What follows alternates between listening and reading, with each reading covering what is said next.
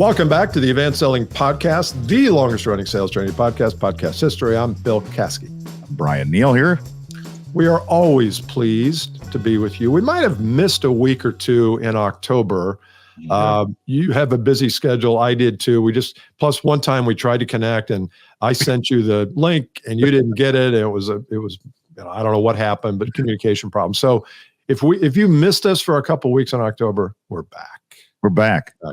It will be a long stretch, whatever, 17, maybe 18 years next month, I think. Yeah. Or like tomorrow. Something like that. Oh, yeah. It happens. It happens. The funny part was last time, not funny, that I was on another StreamYard link and Bill was on another one. We were both waiting for each other and neither of us texted each other. Like, where are you? Getting irritated with each other. Where is that son of a... Like, what the deal?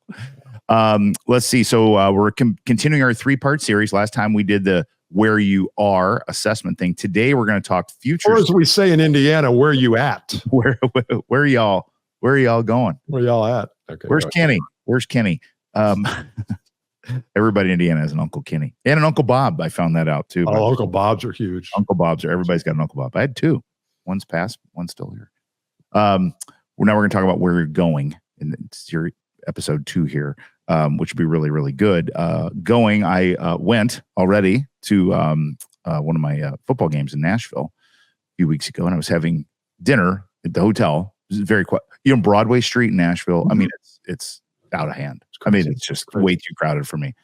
And I usually don't really mind crowds. It's just, at games, we're very chill night before a game. So I'm just by myself at this restaurant.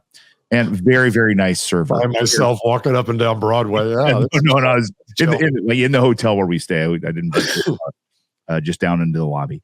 But I had a server who was, and he wasn't, he was, I think from another country, would be my guess, based on his very, very sweet guy. But he would look at me, and I don't know if he was translating in his mind, but he looked at me every time I ordered something like I had 3 heads, like kind of like, what are you doing? And then, so I said, could I get some bread, please? Then he looks at me, not smiling or anything. He goes, you would like me to bring you some bread in a basket with some butter? And I'm like, oh my God. That would be great. He goes, okay. I'm like, and everything I did was that. Even at the end, I go, excuse me, can I get a tea to go? Iced tea to go? Mm-hmm. He goes, you would like me to put some tea in a glass for you to take? I'm like, yes, that would be great. It was really, really nice. But I was like, like, what are we doing here, man? Let's speed it up. I thought you were going to say, can you bring me my check? And when you do, make sure it's in a leather container with a Mont Blanc pen with it. I was not that high maintenance. Oh, geez. I didn't know what to do. Because I'm like, yeah. And it was almost like a training. That sounds like he's been trained to do that versus language. It doesn't sound like a language. I don't know. But it was a very that's uncomfortable. It was a little clunky process. He was great. He was a great server, really great. It wasn't that. It was just this sort of like almost repeating back, like, you really want me to bring you some tea? You're going to read doubting the request. That's what it was. It was like I was being judged for my order. Exactly. Really? You're going to get some tea to go? Are you serious? Like, yeah. Yeah.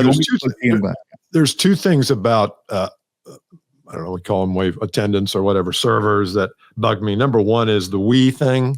What are we having tonight? Come on. And the other thing, I think I've talked about it, is when they bring their food, they bring your food and then they check back. I'm going to check back in a minute. Okay, great. I'm sure you will. And 2 minutes later, is this the best food ever? Yeah, totally. Well, first off, I had 1 bite and I haven't gotten sick, so it passes that test. But. Is everything tasting fantastic tonight? Exactly. Not really. How are we enjoying the fantastic food? Well, first off, we are not. Oh, they're doing the best they can. Okay, let's go where we're going. All right. What do you think? I'll ask you the question. Why is this important, Bill, for us in this period of time of the year to start to sit down and put pen to paper on? That's good. Well, I will start with where you started, which was, if you haven't listened to last week's episode, go back and give it a spin, because really basing your current reality, getting foundationally set in that, I think helps you to decide where you're going. So it's all part of the same wheel of fortune. But I think in terms of why it's important is I just don't think we spend enough time thinking about destinations and where we're going. I know you've heard you're taking a trip and you would never start out and say, okay, we're just going to drive for 74 hours and see where it takes us. You'd say, no, we're going to, Colorado, we're going to the mountains, Rocky Mountains, whatever. We would have at least directionally a destination. And then we would build the path to get there from the destination. So in the third episode, we're going to talk about what's the bridge from current reality to future. Well, you got to have a vivid future. You got to at least say directionally, I'd like to go from 50 grand a year to 250 a year over the next 3 years. You don't even have to worry about how you're going to get there. Or I want to go from having, 75 small clients to 5 mid to large clients. That could be a destination. But I think the vividness of that imagination and creativity when it comes to crafting the destination is going to lead right into how do you get there? Yes, that is a great word. Vivid is the word of the day. With the eyes, we're leaving the eyes in. We are going to do consonants or vowels, rather. Sorry, screwed that up. Well, in that case, if you could find an acronym that was VVD, I think it would still be vivid. It'd be perfect. It would be. Yeah. So that's where I see people that I work with, and I don't know. I have a question about this just in general because this is a very natural thing for me. I just am very natural at this. It's easy. My little league, my football coaches taught me to do this, date stamp things. It's just a thing. A lot of people I work with, even if I tee it up it really struggle. It's a thing, it's hard. You just can't get to that level of specificity. It's a commitment though. And I think that's what it is, fear of them. Shy from commitments. And it's like, go up to somebody that you meet, that you've known for a while, maybe haven't seen. What do you want for yourself in the next 5 years? And they will look at you the way the waiter did, the way the server did when you asked for bread without the basket. No, just throw me some bread. You don't even need a basket. Just pitch it to me. Just feed it to me. But sometimes people don't know how to answer that question. And so as a coach, and I know that, and you know that because we asked that question as well. Well, tell me, what do the next couple of years look like for you? Well, I don't know. I'd kind of like to get out of my current position. I'd like to find something or make a little bit more money. And I feel like, well, that's not vivid. That's too general, too vague. And so part of this exercise for us today is get vivid about where do you want to go? It doesn't have to be in the next 90 days or the next year, but then, the next 3 or 4 or 5 years, what do you want your income to be? What do you want where do you want your business to be coming from? What role do you want to play in the organization? Maybe you don't want to be in sales forever. Maybe you want to graduate to a VP or a sales manager. So don't worry about anybody judging you here. Do this from the quiet of your home or your room. In my room. Yeah. What a great song. First concert, Beach Boys. Beach Boys, first concert? First concert ever, 1980 or 81, one of the two. I got to look it up. Wow. It was in Pittsburgh. First concert ever. In My Room is my second favorite Beach Boy song, too. Let me guess your first one. Good Vibrations? No. Surfer Girl? Pet Sounds. Not from the album Pet Sounds. From the album Pet Sounds? I don't know. I don't know the albums like that. What's it called? Hang on, let's see if I can find it. What is it called? Your favorite song? You don't know the name of it? Favorite Beach Boy song. I'm having one of those little times. Little dementia. It's in my room. God only knows. God. Oh, that's good. Where I'll be without you. That's a good song. Isn't that great? God only knows. That's a good song. It's a great song. Some of the interviews with Mike, was it Mike? Who's the Bryan Wilson? Bryan Wilson. And about how, and he was one of the founding members, I think. Yes. And Good Vibrations. He was in the throes of his, some of the mental stuff that he had going on, and they said he was impossible. Every note had to be perfect, or he'd say, "Oh no, we got to start over."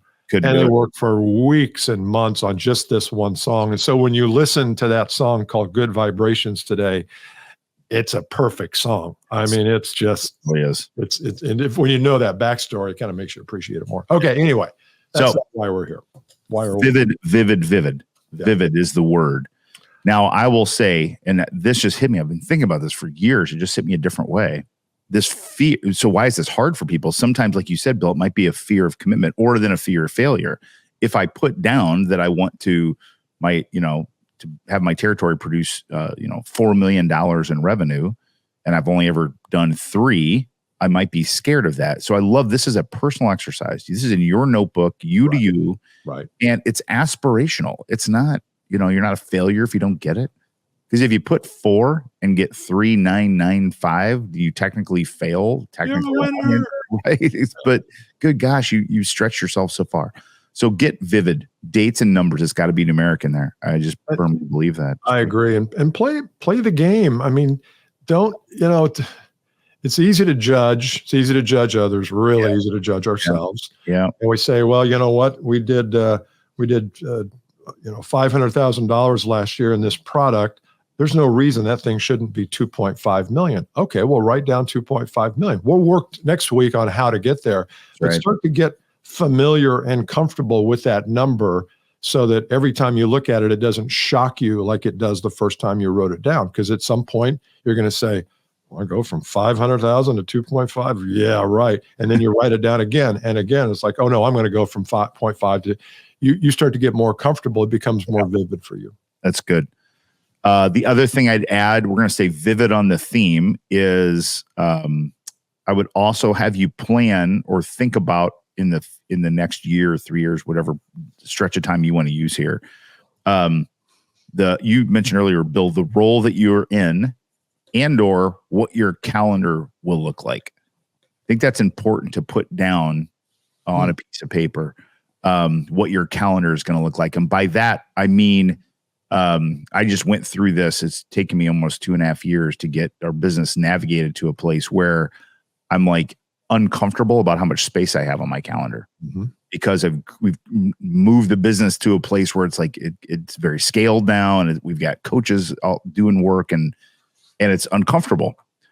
And I'm like examining that, going, man, but that's what I wrote down. I wanted to be, I wanted to have my delivery down, and I had a number, a weekly number. And it was like let's see, would have been like, I would have taken off 75% of my delivery time. It took 2 years to do it. So if you're looking there going, well, I go to the meetings, What does your life look like from a calendar standpoint in the future? That's it. And because it's too easy to say, well, I'm going to triple my business, therefore I'm going to triple my workload. But if you have a calendar that says, oh no, I'm going to have my workload and triple my business, there's a way to do that. But without the vividness of seeing the calendar the way you want it, I think it becomes less vivid. Yes. I love that. Yes. All these things are visuals in a way. The calendar is a visual representation of how you spend your time. Your W-2 or W-9, W-2 is a visual representation of your income. And don't be afraid, instead of just doing a line list on a Google Doc, create a visual around it, because our brains treat visuals much differently than we treat just copy on a page. And so don't be afraid to say, you know what, whether it's a vision board, I know that was big for a while, but I think it served a purpose. It's like, no, I want to see where I'm going. Yes. So that we need to see it. And I think different than a vision board, that was great to go take People magazine and cut out a Lamborghini and slap it on the wall. That's fine. Better to me is to say, yeah, I plan to purchase, I don't know what the models of Lamborghinis are, but I plan to purchase a Lamborghini between December 1st and December 15th of 2025, drive from the income that I'm going to make, and I'm going to put 50% down. Be very specific with that. And then who cares if it happens or not? That's the thing. These are aspirational things. No, it's right. And you want to raise the odds of it happening. I mean, you wouldn't put these down if you didn't have some interest in having them happen. Yeah. So then what are things that raise the odds? Well, for one thing that raises the odds is being able to vividly imagine you in possession of the whatever the Lamborghini is. That's one thing. We don't think about that, though. I mean, think about when we plan corporate planning. Everybody sits around your territory. Bryan, what are you going to do next year? You did 1.5 million. Can you get that to 2 million? Yes, sir, boss. I can get that to 2 million. What about 2.5? Oh, I don't know about that. Let's put 2.5 down. Come on. Let's just put 2.5 down. And really we got 2.5. The next step should be, let's spend some time visualizing what your life will look like if you do 2.5 million and make 500,000. Let's spend some time visualizing that. How often is that done? Maybe in Google and Apple, but not in most companies. We just go to, well, what do you need to do? What's going to happen? What's going to change? Where are you going to get that 2.5? What customers? You don't even know that. It's like, whoa, hang on. All right. Got to be a personal exercise. I'm on a weird. Got to be a personal exercise. No, but you're right, because it gets given to us. It gets, you get knighted with a goal, with a commission. And then I also think there's a big group of people. If you've got a sales team of 50 salespeople, sellers, and you do this top down, we're talking to the managers now, by the way, top down. Okay, Bill, your job is 5 million. Bryan, your job is 4 million. You're going to limit someone based on the job, but based on the number that you put on them. In other words, if I put 5 million on Bill in his own mind is capable of 7, but if I put 5 million, he's going to go to 5 and not stop. He's not going to quit, but it's a personal exercise. Yeah. This planning, vivid imagery, very specific, what I'm going to get is a very personal, it's between you and you. That's how we think about it. That's so true. Well, this is good. So that's what you should do, is spend a little time over the next week or so in a room, in a quiet, it doesn't have to be in a bedroom or something. It could be at Starbucks, but buy a little $10 binder and just start writing. What do I want my business or personal life to look like in the next 3 to 5 years? And just start writing. It's not necessarily a bucket list, but in a way it is. It's like, start with the list, then you can always go back and cross off and erase. Yes. And just don't put pressure on yourself. It's an aspirational goal for you to get. Don't worry about it. It's like, well, if I'm going to fail, if I, don't achieve it. That's not what this is at all. So, okay, go be vivid. Yep. Go be vivid. And if you haven't already signed up and enrolled in the advancedsellingpodcast.com/insider program, we're doing a business planning session on December I think it's the 6th, but it's the first week in December. Yep. So make sure you enroll. That program is going to be open to the public, but it's going to be a lot higher price. But if you're an insider, you will get it for the low monthly fee of whatever that is at that time. So anyway, make sure you go there. All right. See you next time. All right. See you. Bye.